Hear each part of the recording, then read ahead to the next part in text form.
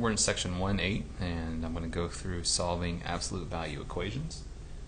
And this should be reviewed. The main thing to remember is that most of the time you would get two answers to the equation. So if we start with an equation like this, what we have to consider is that the left side could equal 12, but also the left side could also equal negative 12.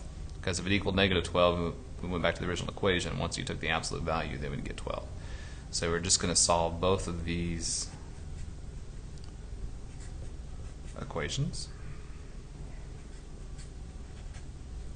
Which actually write as negative 7/3 for that one. And then over here, when I subtract 5,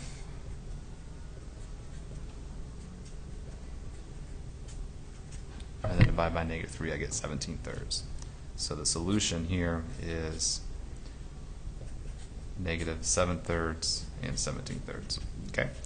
And notice that I'm using the squiggly brackets. That just means that I'm just listing the numbers that are the elements of my solution. I'm not using brackets or parentheses. We will when we get to inequalities, but for an equation I would just use squiggly brackets. Okay?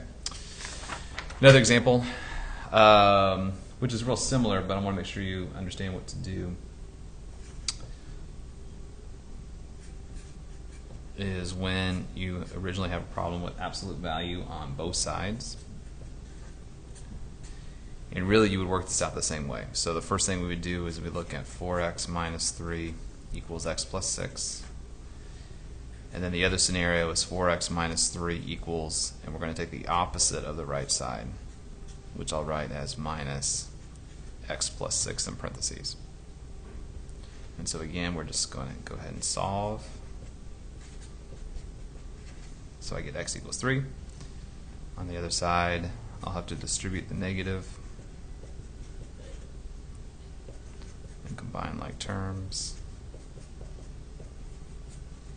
And so the two answers I get are x equals negative 3/5 and positive 3. All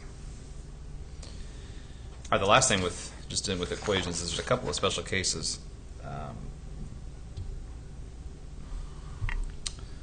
For example,